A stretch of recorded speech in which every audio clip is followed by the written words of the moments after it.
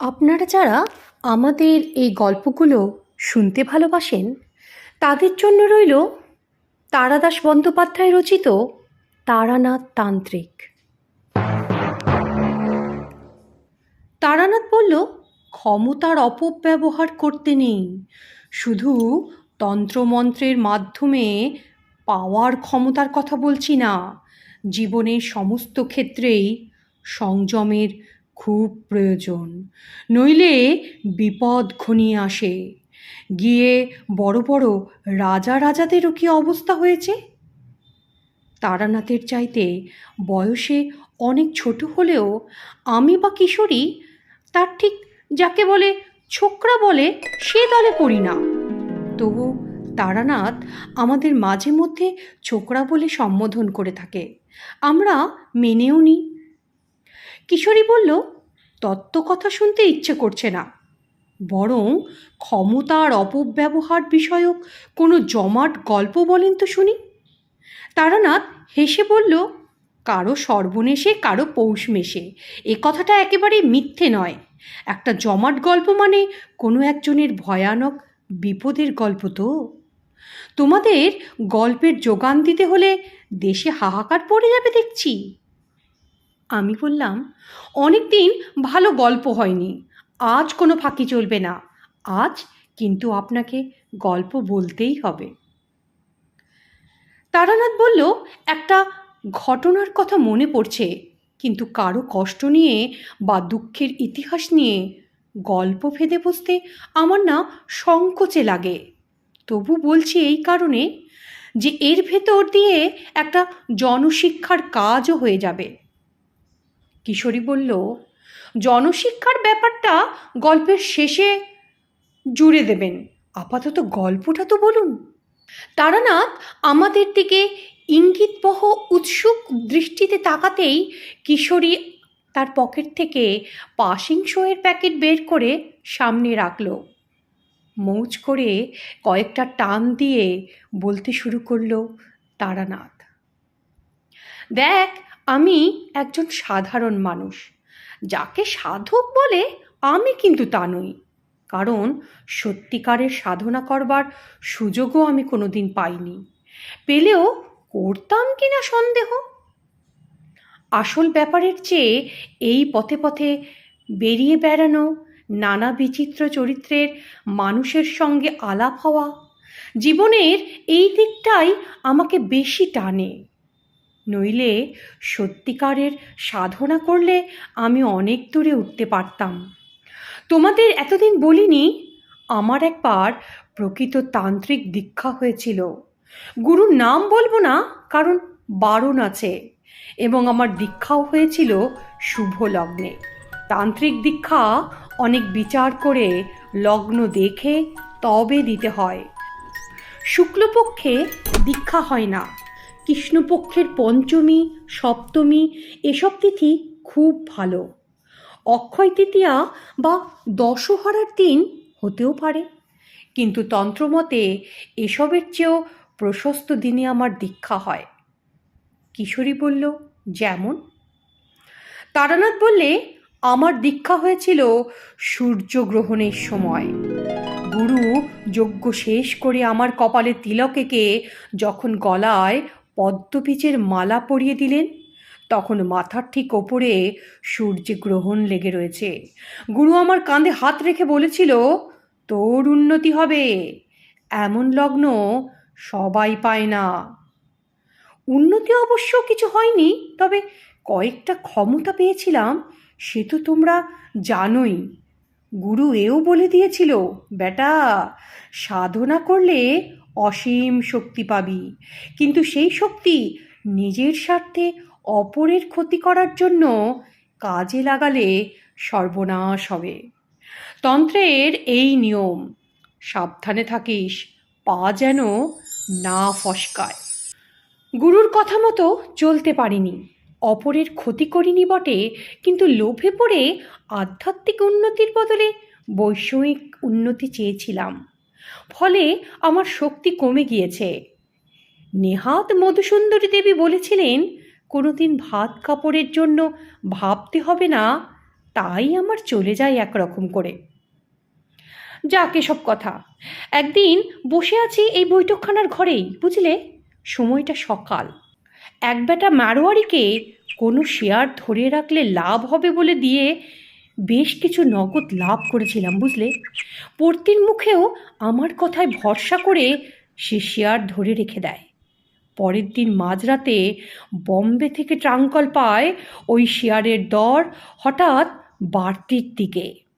7 দিনে কয়েক লাখ টাকা মুনাফা করে গতদিন সে এসে বেশ মোটা প্রণামী দিয়ে গিয়েছে। মনটা বেশ ফুর্তি ফুর্তি লাগছিল। এমন সময় দরজার কাছে একজন লোক এসে দাঁড়ালো। পরনে ধুতি আর শার্ট, পায়ে পামশু। বয়স আমারই মতো হবে। আমাকে দেখে লোকটা বলল, আচ্ছা এটা কি? বললাম, আজ হাত দেখা হবে না। তার কথাটা না শুনেই আমি উত্তর দিয়েছিলাম। লোকটি জিজ্ঞেস করেছিল, তারানাথ কার নাম? লোকটা তারানাথ বাবু বা ঠাকুরমশাই বলল না দেখে তার অভদ্রতার নিতান্ত চটে গিয়েছিলাম আমি। তাও বললাম, আমারই নাম, কেন, কি চাই? লোকটা কাছে এসে একটু সামনে ঝুঁকে ভালো করে আমাকে দেখে বলল, হ্যাঁ তাই বটে, তুই তো তারানাথ। আমাকে চিনতে পারছিস না? আমি অবাক হয়ে তাকিয়ে আছি দেখে সে বলল, অবশ্য তোরই বা দোষ কি? সে কি আজকের কথা? চিনতে পারলি না তাই তো? আমি বিরজাভূষণ, বিরজাভূষণ তালুকদার। আরও কিছুক্ষণ হাঁ করে তাকিয়ে থাকার পর আমার মনে পড়ে গেল আমাদের স্কুল জীবনের সেই ভূষণ পেছন বেঞ্চিতে বসতো আর অনর্গল পকেট থেকে ডাসা পেয়ারা বের করে চিবোতো। তার পুরো নাম বিভূতিভূষণই তো ছিল বটে। আমি তক্তাপোষ থেকে উঠে তার হাত ধরে বললাম, মাপ কর ভাই, সত্যিই চিনতে পারিনি। এসব কবেকার কথা বল? চেহারাও তো একবারে বদলে গিয়েছে। তারপর তোর কি খবর? বিরজা চৌকিতে এসে বসল, বলল, খবর ভালোই। রাজা গজা কিছু হয়নি, কিন্তু বেশ ফেটে যাচ্ছে, বুঝলি। তুই কেমন আছিস বল? তাকে সংক্ষেপে বললাম, ভালোই, আমারও কেটে যাচ্ছে। বিরজা বললে, শুনলাম তুই নাকি নাম করা জ্যোতিষী হয়েছিস। লোকের মুখের দিকে তাকিয়ে নাকি ভাগ্য বলে দিস। কলকাতায় এসে ভাবলাম তোর সঙ্গে দেখা না করে যাব না। তারানাথ বলল, বেশ করেছিস, থাক না আমার কাছে কটা দিন। বিরজা মাথা নেড়ে বলল, না না, থাকা হবে না। আজকে রাতটা হয়তো থাকবো, কিন্তু কাল সকালেই রওনা দিতে হবে। রাত্রিরে খাওয়া দাওয়া সেরে দুই বন্ধু বাইরের ঘরের চৌকিতে এসে বসলাম। ঘুম আর হলো না, গল্প করতে করতেই রাত ফুরিয়ে গেল। বিরজাভূষণ কলকাতায় এসেছিল একটা মামলার তদারকি করতে। ওদের সমস্ত সম্পত্তি বাবা মারা যাবার পর দুভাগে ভাগ হয়েছে। এক ভাগ পেয়েছে বিরজা, অন্য ভাগ তার আপন দাদা অম্বিকাভূষণ। দাদাকে পৈতৃক বাড়ি ছেড়ে দিয়ে নিজে একটু দূরে আলাদা বাড়ি তৈরি করেছে সে।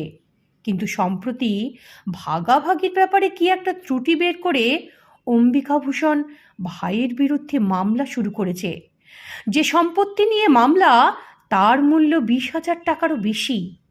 কাজেই মামলা উঠেছে হাইকোর্টে। এ নিয়ে অনেক দুঃখ করল বিরজা।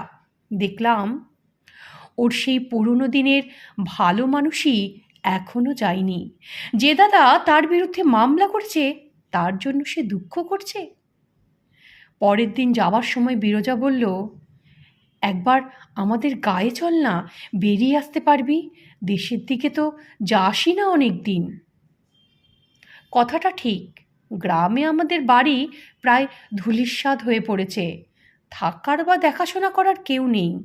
কাজেই কিসের টানে আর সেখানে যাব? এ কথাই মনে মনে ভাবছিলাম। অবশ্য বিরজার বাড়ি আমাদের গ্রামে নয়, মধ্যে আর একটা গ্রাম পেরিয়ে প্রায় মাইল 3 দূরে চড়ুইটিপ নামের এক গ্রাম থেকে সে পড়তে আসতো। স্কুলে পড়ার সময় মাত্র একবারই তার গ্রামে গিয়েছিলাম, এখন আর ভালো মনেই পড়ে না। তারানাথ বলল, আচ্ছা যাব একবার, দেখে একটু সময় করে উঠি। বিরজা বলল, দেখ ওসব ছেদো কথায় আমাকে ভোলাতে পারবি না। সময় করে উঠতে পারলে মানে কি? তুই কি কারো চাকরি করিস? ওসব কিন্তু বললে চলবে না ভাই। সামনের মাসের প্রথম দিকে আবার আমায় কলকাতা আসতে হবে, মামলার তারিখ পড়েছে। সেদিন কিন্তু তোর এখানেই উঠব। তুই আগের থেকে জিনিসপত্র গুছিয়ে রাখিস, ফেরার সময় তোকে সঙ্গে করে নিয়ে যাব। তারানাথ বলল, বেশ তাই হবে। পরের মাসে বিরজার সঙ্গে গ্রামের স্টেশনে গিয়ে যখন নামলাম, কত বছর পরে মনের মধ্যে সেই পুরনো কথাগুলো ভেসে উঠল। সেই হারানো শৈশবের সোনালি দিনগুলো স্বপ্নের মতো মনের মধ্যে ঘোরাফেরা করতে লাগলো। স্টেশন থেকে আমাদের গ্রাম 7 মাইল, আর বিরজার গ্রাম মাইল 10।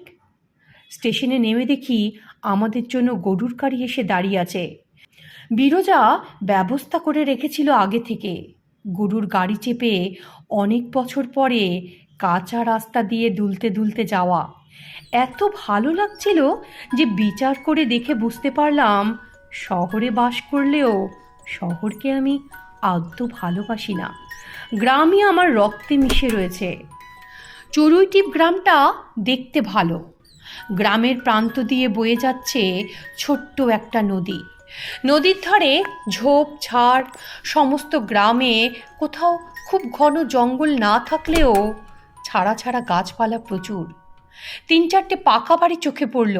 এছাড়া সবই হয় চালাঘর, নয়তো কর্গের টিনের ছাদওয়ালা বাড়ি। বিরজা আর তার দাদার বাড়ি পাশাপাশি, মধ্যে শুধুমাত্র এক টুকরো জমি। পাশাপাশি কিন্তু মুখ দেখা দেখি নেই। যে বাড়িতে বিরজা আমাকে এনে তুলল, সে বাড়ি সে নূতন করেছে। ছোটবেলায় আমি এসেছিলাম পাশের সেই পুরনো বাড়িতে, যেখানে এখন থাকে অম্বিকাভূষণ। শৈশবের স্মৃতিমণ্ডিত কোনো জায়গায় অনেক দিন পরে গেলে যে আনন্দ অনুভূত হয়, সেরকম কিছু একটা হলো না আমার। কারণ গ্রামে ঢুকতেই আমার একটা অদ্ভুত অনুভূতি হলো। তোমরা তো জানো, দেবী আমাকে কিছু অতি মানবিক ক্ষমতা দান করেছেন। গ্রামে ঢুকেই আমার মনে হলো এখানে একটা অমঙ্গলজনক কিছু ঘটছে। সেটা কি তা তখনই বুঝতে পারলাম না বটে, কিন্তু মনের ভেতর কেমন একটা অস্বস্তি পাক খেতে লাগলো। বিরজা জিজ্ঞেস করলো, কি হয়েছে রে, তোর মুখটা অমন করে রইলি কেন? তারানাথ বললে, কই কিছু না তো। বিরজার বউটা ভারী ভালো, বেশ সাধ্যী মেয়ে। আমাকে আগে কখনো দেখেনি বটে, কিন্তু হাবভাব দেখে বুঝতে পারলো আমি তার স্বামীর খুব বড় বন্ধু। চড়ুইটিপ গায়ে এখনো শহরের চালচলনের ঢেউ এসে লাগেনি। সেকালের মতো একটা জল ভর্তি গড়ার ওপরে পাট করা গামছা এনে রেখে গেল বিরজার বউ। হাত মুখ ধুয়ে দুই বন্ধু বাইরের ঘরে তক্তাপোষে বসে গল্প করতে লাগলাম। সবই আমাদের সেই রঙিন হারিয়ে যাওয়া ছোটবেলার গল্প। গল্প করছি, কিন্তু পোকায় খাওয়া দাঁতের ব্যথা যেমন সর্বদা সব কাজের মধ্যে জানান দেয়, তেমনি মনের ভেতরকার অস্বস্তিটা কিছুতেই মুছে ফেলতে পারলাম না। বহুদিনের অভিজ্ঞতা থেকে জানি, আমার এ অনুভূতি সচরাচর ভিত্তিহীন হয় না। এ গ্রামে কোথাও তো কিছু একটা খারাপ ঘটছে, কিন্তু সেটা কি? আমি অন্যমনস্ক হয়ে যাচ্ছি দেখে বিরজা ভাবল আমি বোধহয় ক্লান্ত। সে গল্পে ক্ষান্ত দিয়ে উঠে খাওয়ার কতদূর দেখতে গেল। পরের দিন খুব ভোরে উঠে আমি আর বিরজা নদীর ধারে বেড়াতে গেলাম। ছোট গ্রাম্য নদী, বেশ কাকচক্ষু জল ধীর গতিতে বয়ে যাচ্ছে। সকালের স্নিগ্ধ হাওয়ায় শরীরটা জুড়িয়ে গেল। একটু পরিষ্কার জায়গা দেখে দুজনা বসলাম। আমার বাঁ পাশে একটা বড় বাবলা গাছ, তার ডালপালা অনেকখানি জলের দিকে ঝুঁকে পড়েছে। গুড়ি থেকে কিছু ওপরে এক জায়গায় 3টে মোটা ডাল 3 দিকে বেরিয়েছে। সেখানে একটা কাকের বাসা। কাকের বাচ্চা হয়েছে বোধহয়। মা কাক বসে বাচ্চা পাহারা দিচ্ছে, আর বাবা কাক একটু বাদে বাদেই কি মুখে করে এনে বাচ্চাদের খাইয়ে যাচ্ছে। ওপারে চাষিরা জমিতে লাঙল দেবার উদ্যোগ করছে। গ্রামে এত সকালের দিন শুরু হয়ে যায়।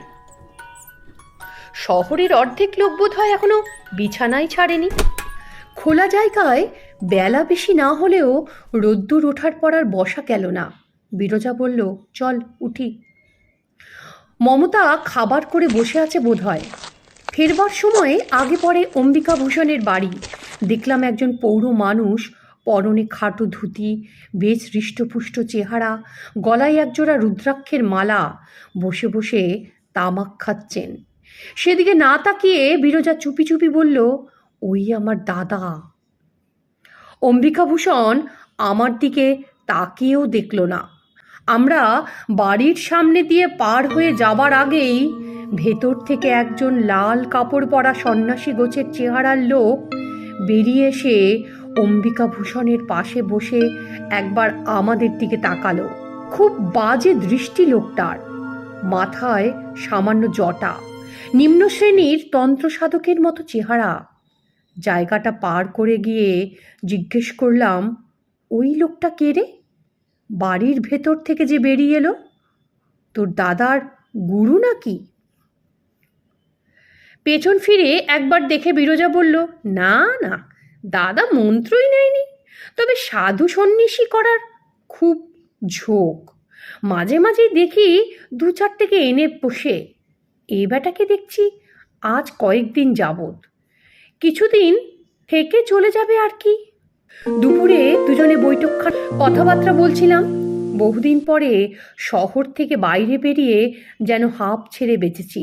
কোলাহল নেই, লোকজনের ঝামেলা নেই। রোজ সকালে বাজার থেকে শুটকো তরকারি আর পচা মাছ কিনে আনবার তাড়াও নেই। এখানে সকাল বিকেল শুধু খাচ্ছি আর বৈঠকখানায় বসে তামাক খেয়ে আড্ডা দিচ্ছি। পরিবেশও বেশ শান্ত। বেড়াতে বেরুলে মেঠো পথ, বাঁশঝাড়ে নুয়ে পড়া ডগার ওপরে বসে পাখির গান, মনে হয় এসব ছেড়ে এতদিন ছিলাম কি করে। কথায় কথায় হঠাৎ বিরজা বলল, তারানাথ, তুই তো আজকাল শহরে থাকিস, আমার জন্য কিছু একটা ব্যবস্থা করা যায় না? ওর কথা বুঝতে না পেরে তারানাথ বলল, কিসের ব্যবস্থা? বিরজা বললে, ওই একটা চাকরি বাকরি আর কি। হেসে বললাম, তুই চাকরি করবি কি রে? তোর বংশে কেউ কোনো দিন পরের কাজ করেনি, আর তাছাড়া সেরকম কারো সঙ্গে তো আমার পরিচয় নেই রে। বিষণ্ণ মুখে বিরজা বলল, মনে হচ্ছে দাদার সঙ্গে এই মামলায় আমি পেরে উঠব না। যদি দাদা যেতে তাহলে সর্বশান্ত হয়ে যাব, তখন তো চাকরি ছাড়া কোনো উপায় নেই রে ভাই। একথার কি উত্তর দেওয়া যায় তাই ভেবে তারানাথ চুপচাপ হয়ে রইল। রাত্রিবেলা গরমে ঘুম আসছিল না। এই দুদিন বিরজার বাড়িতে থাকাকালীন মনের এই অস্বস্তির ভাবটা কিছুতেই দূর হয়নি। রাত্রিরে শুয়ে এ ব্যাপারে ভাববার চেষ্টা করলাম, কিন্তু কোনো সুরাহা করতে পারলাম না। সকালে বিরজা আর আমি নদীর ধারে বেড়াতে যাওয়া একটা অভ্যাস করে ফেলেছিলাম।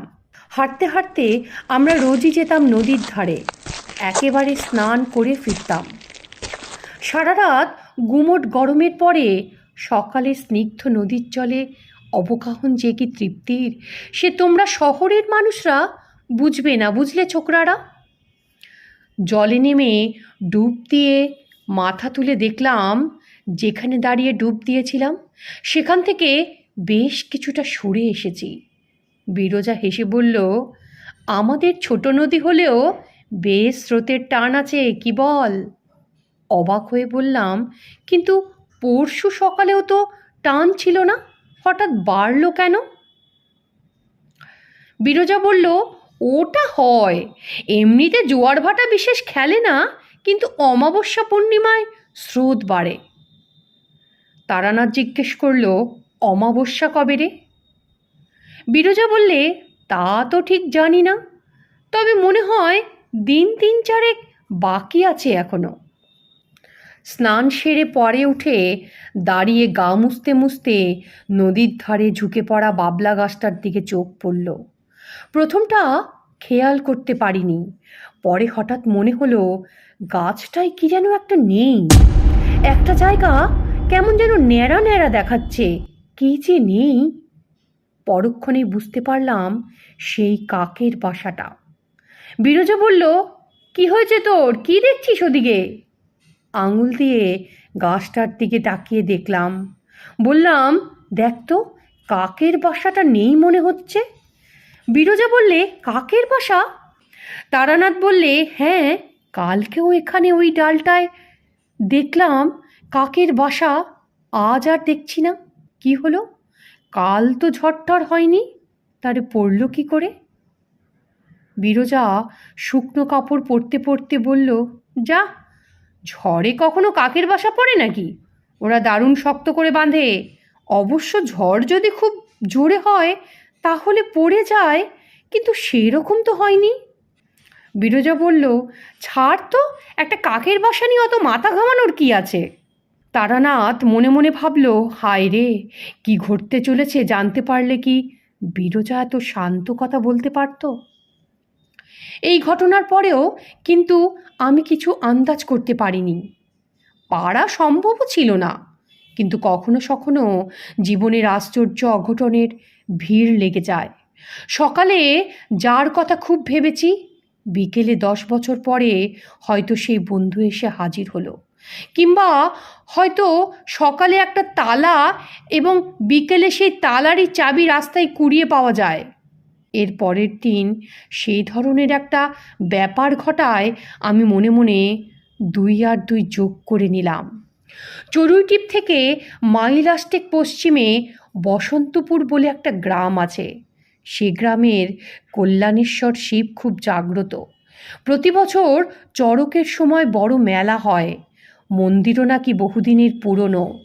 গায়ে পোড়ামাটির কাজ রয়েছে শুনে বিরজাকে বললাম একবার দেখতে যাওয়ার কথা।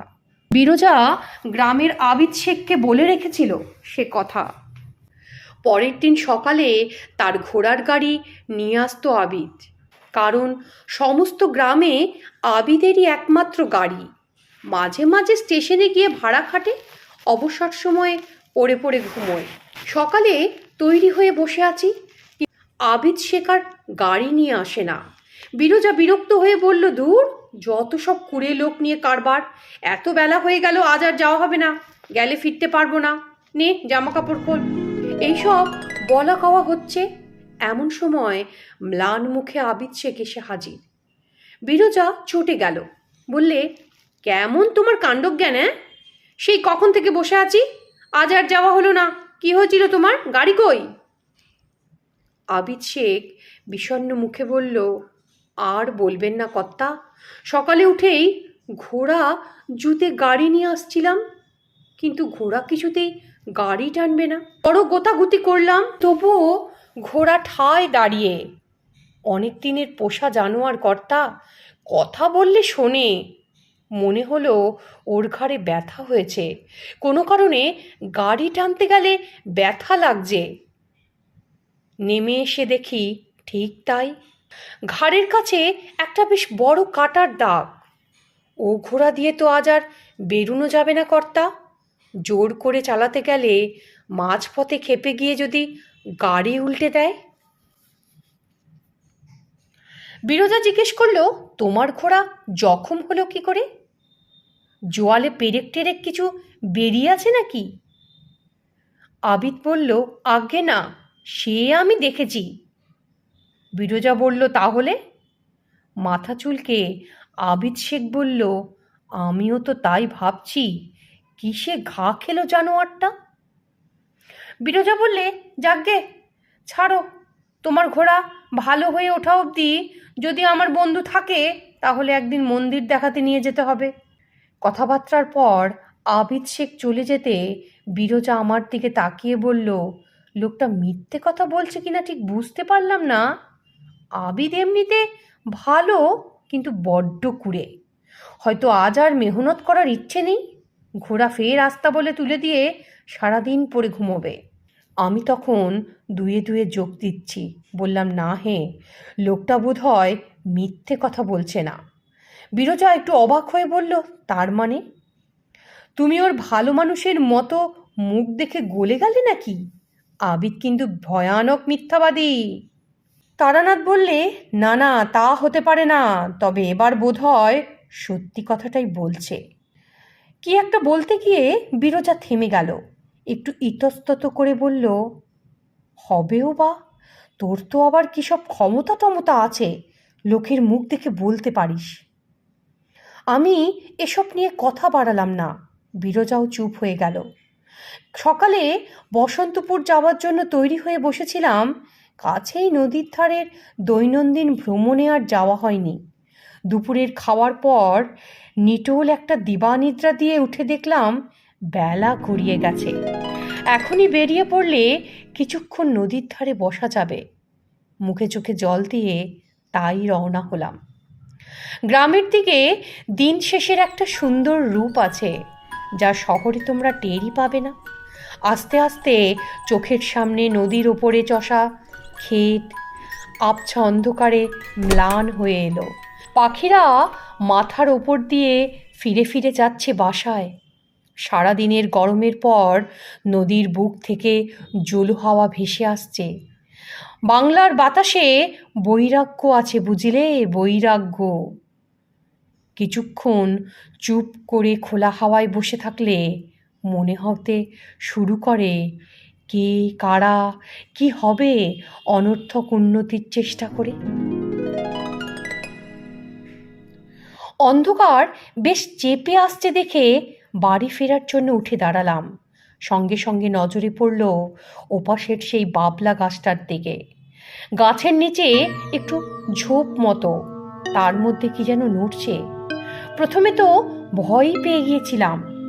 এদিককার গ্রামে সন্ধ্যের দিকে এখনো বুনো শুয়োর বেড়ায়। শখ করে হাওয়া খেতে এসে শেষে বুনো শুয়োরের হাতে পড়লাম না তো। শুয়োর বড় পাজি জানোয়ার, অকারণেই তেড়ে এসে দাঁত দিয়ে পেট চিড়ে দেয়। তার পরক্ষণে দেখলাম না না, শুয়োর নয়। আমার পায়ের আওয়াজ পেয়েই বোধহয় ঝোপের মধ্যে থেকে একজন উঠে দাঁড়ালো। অম্বিকাভূষণের বাড়িতে দেখা সেই তান্ত্রিক সন্ন্যাসী, তার হাতে কতগুলো শেকড় বাকড়।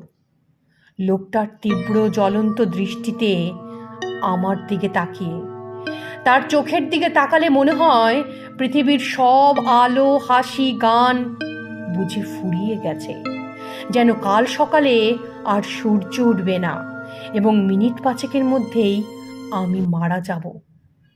তোমরা হলে সেই চাউনিতেই তোমাদের হাত পা ঠান্ডা হয়ে আসতো, কিন্তু আমি তো তারানাথ। আমার জীবনেও কেটেছে ভয়ানক সব সাধকের সঙ্গে মেলামেশা করা। তারা সত্যিকারের সাধক, আর এই লোকটাকে দেখেই বুঝতে পারলাম এর কিছু ক্ষমতা আছে বটে, কিন্তু তা নিম্ন শ্রেণীর ক্ষতি করার ক্ষমতা। সেটা বুঝেই মনে জোর পেলাম। লোকটা আমার দিকে তাকিয়েই আছে। আমি তার চোখে চোখ রেখে বললাম, কি শ্বেত সর্ষে জোগাড় হলো? মুহূর্তের মধ্যে তার মুখে বিস্ময়, ক্রোধ ইত্যাদি কয়েকটা অভিব্যক্তি খেলে গেল। আমার দিকে এক পায়ে এগিয়ে এসে অদ্ভুত কর্কশ গলায় বলল, তুমি কি করে জানলে? তারানাথ আবার বলল, কাকের বাসা তো আগেই সংগ্রহ হয়েছে।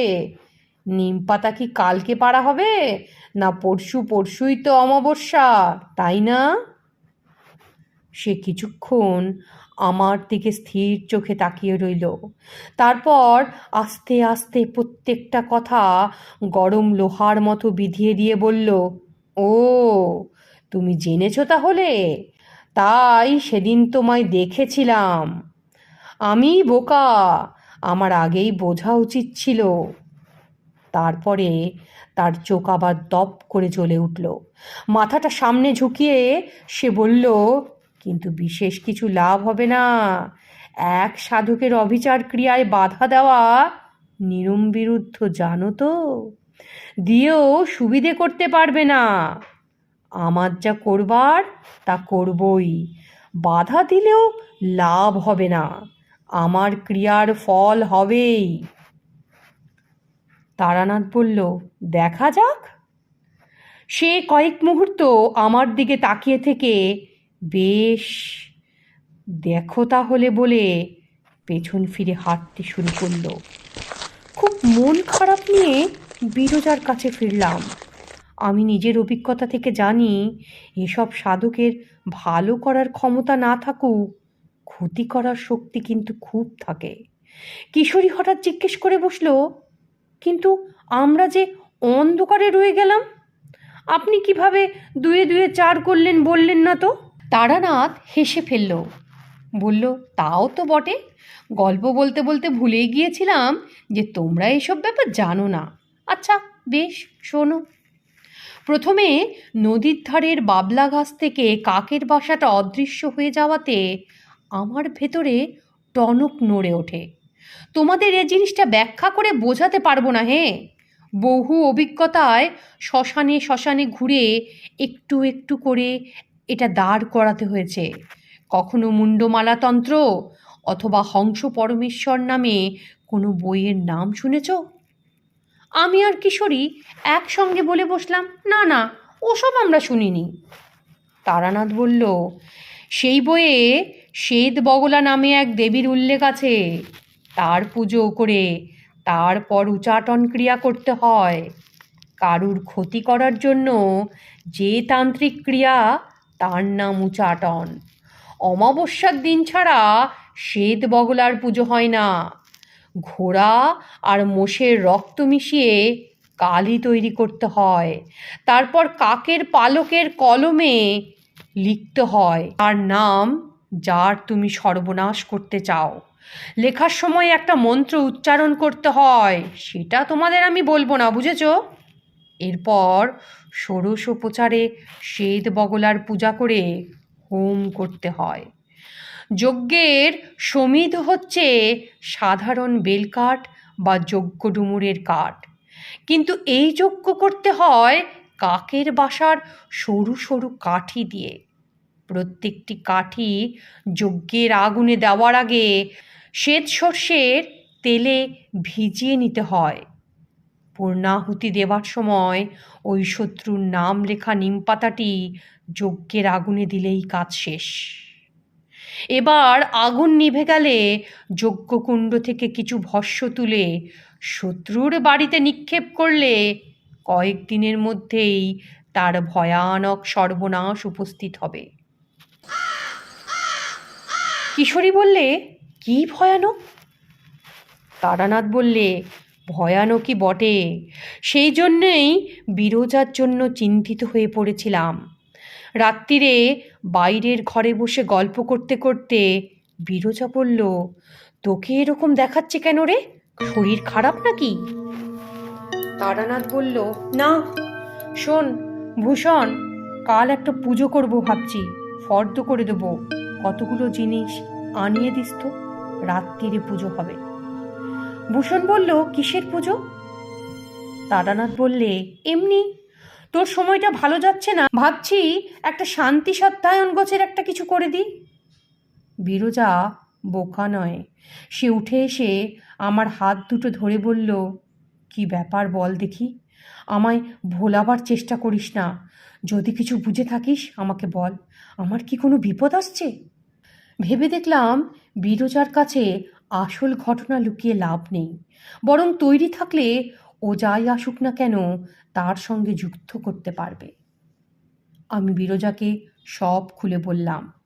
বিরজা শুনে কিছুক্ষণ চুপ করে থাকলো, তারপর নিজের বিপদ সম্বন্ধে কোনো কথা না বলে একটা নিঃশ্বাস ফেলল। আবিদ শেখ তাহলে সত্যি কথাই বলেছিল বল? তারানাথ বললে, তাই তো বটে। বিরজা বললে, আমি তাহলে এখন কি করব? তারানাথ বলল, বললাম তো, যোগার যন্ত্র করে দে, কাল সকালেই সত্যায়ন করে নি। বিরজা বললে, তাতে কি আমার বিপদ কাটবে? ওদের পুজোর ফল ফলবে না? বিরজার কথার কোনো উত্তর দিতে না পেরে চুপ করে রইলাম। পরের দিন সুষ্ঠুভাবে শান্তি সত্যায়ন সমাপ্ত হওয়ার পর বিরজাকে বললাম তার বিপদ কেটেই গেছে প্রায়। মধুসুন্দরী দেবী তার উপর কৃপা করেছে, তাকে এখন কিছুদিন এই বাড়ি ছেড়ে অন্যত্র থাকতে হবে। তারপর সমস্ত বিপদ কেটে গেলে সে আবার এখানে ফিরে আসবে।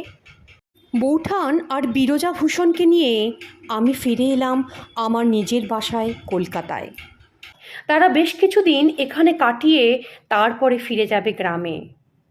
বেশ কিছুদিন ভালোই কাটলো। বেশ কিছুদিন বাদে বিরজার নামে চিঠি আসলো। চিঠি পেয়ে বিরজার মুখটা কেমন যেন হয়ে গেল। তারানাথ জিজ্ঞেস করলে কি হয়েছে। বিরজা তারানাথের দিকে চিঠিটা বাড়িয়ে দিয়ে বলল, দাদা করেছেন, পড়ে দেখ। পড়লাম। অম্বিকা ভূষণের করা চিঠিই বটে, বিশেষ কিছু লেখা নেই, শুধু বলা হয়েছে অবিলম্বে ফিরে এসো, বাড়িতে বিপদ। বিরজার দিকে তাকিয়ে বললাম, কি বিপদ বলে মনে করিস? বিরজা বললে, তা কি করে বলবো, কিছু তো বলা হয়নি চিঠিতে। তাছাড়া দাদা হঠাৎ যার জন্য এত কাণ্ড, আমার না মাথাটা গুলিয়ে যাচ্ছে তারানাথ। আমি বললাম, সব কিছু ছাড় বিরজা, চল ফিরে যাই, নিশ্চয়ই কিছু গুরুতর হয়েছে, নইলে দাদা অমন করে চিঠি করতেন না। ট্রেনে আসতে সমস্ত পথ বিরজা বলল, রক্তের টান বুঝলি, দাদা ভুল বুঝতে পেরে আমাকে আবার ডেকেছে।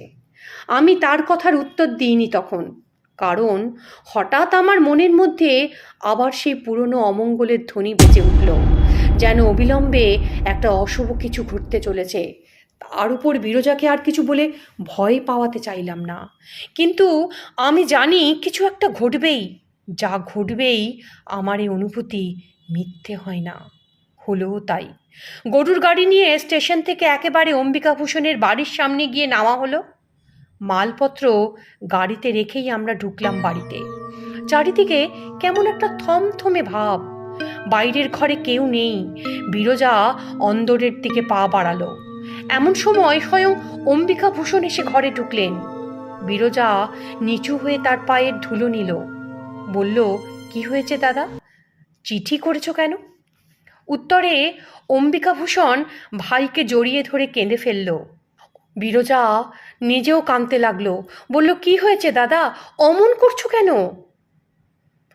অম্বিকা ভূষণ বললে, সন্তুর খুব অসুখ বীরু, আর বুঝি রাখা যায় না। সন্তু অম্বিকা ভূষণের বড় ছেলে। বিরজা অবাক হয়ে বলল, কি হয়েছে সন্তুর? অম্বিকা ভূষণ কপালে আঘাত করে বললেন, সব আমারই দোষ, আর কারো কোনো দোষ নেই, সব পাপ আমি করেছি, আমার নিজের দোষেই আমি পুত্র শোক পেতে চলেছি।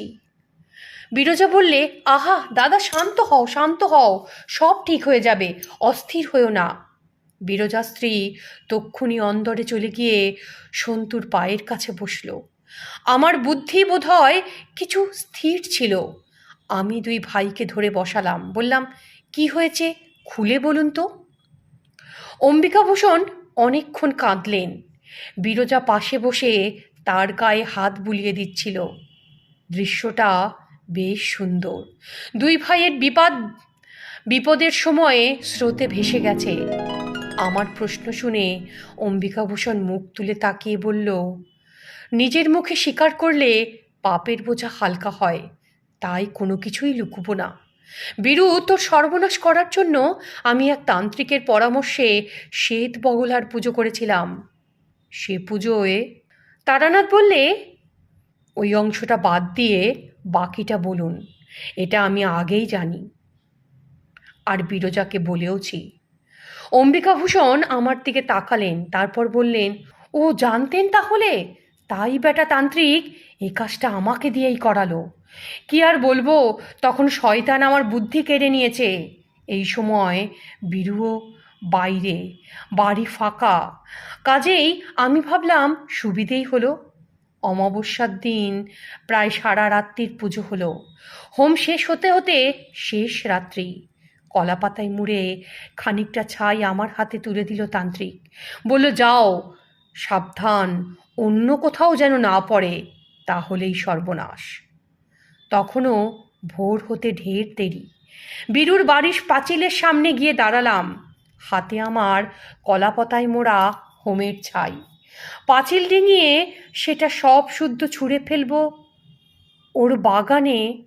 কি বলবো মশাই, একটু মেঘ নেই, ঝড়ের চিহ্ন নেই কোথাও, অথচ প্রচণ্ড একটা বাতাসের ঝাপটা এলো কোথা থেকে। ততক্ষণে আমিও সেটা ছুঁড়ে দিয়েছি হাত থেকে। আমার চোখের সামনেই বাতাসের মুখে উড়ে গিয়ে তা পড়ল আমার বাড়ির উঠোনে। তক্ষুনি দৌড়ে গিয়ে উঠোন থেকে সবটুকু ছাই নিকিয়ে তুলে নিলাম। কিন্তু তাতে কি আর পাপ যায়? গত পরশু থেকে সন্তু বাবা আমার রক্ত বমি করছে। বিরজা ব্যস্ত হয়ে বলল, কোনো ডাক্তার দেখছে? অম্বিকাভূষণ বললে, কোনো ডাক্তার বাদ নেই। বিকেলেই সদর থেকে বড় ডাক্তার এসেছিলেন। নিবারণ কলকাতায় গিয়েছে মর্গান সাহেবকে আনতে।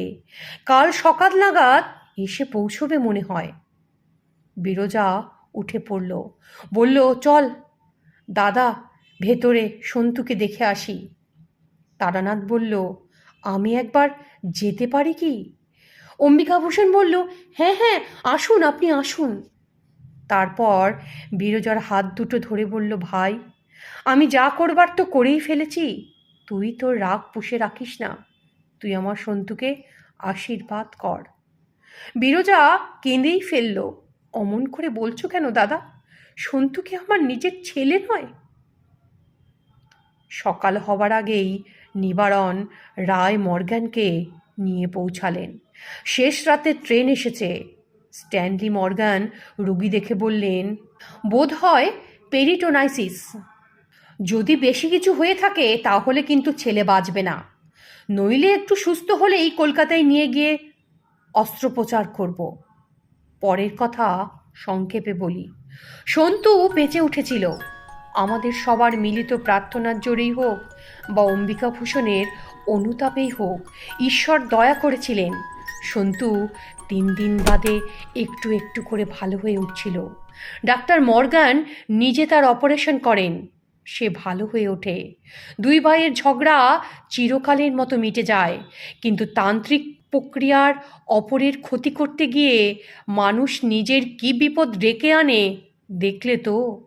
বোধহয় ভগবানই অম্বিকাভূষণকে একটু শাস্তি দিতে চেয়েছিলেন, নইলে সামান্য বাতাসের চিহ্ন নেই কোথাও, অথচ অমন হয়। কিশোরী বলল, সে তান্ত্রিকের কি হলো? তারানাথ বললে, সে পরের দিনই লোটা কম্বল নিয়ে কাউকে না বলে ভেগেছিল। প্রাণের ভয় সবারই তো আছে বাবা। কিশোরী বললে, সন্তুর অসুখের ব্যাপারটা কাকতালীয়ও তো হতে পারে। তারানাথ কড়া চোখে তাকিয়ে বলল, পাষণ্ড কোথাকার, আর যদি কখনো তোমাদের আমি গল্প বলেছি। শ্রোতা বন্ধুদের উদ্দেশ্যে অনুরোধ, আমার এই গল্পটা যদি আপনাদের ভালো লাগে, চ্যানেলটাকে লাইক, সাবস্ক্রাইব আর শেয়ার করতে ভুলবেন না কিন্তু।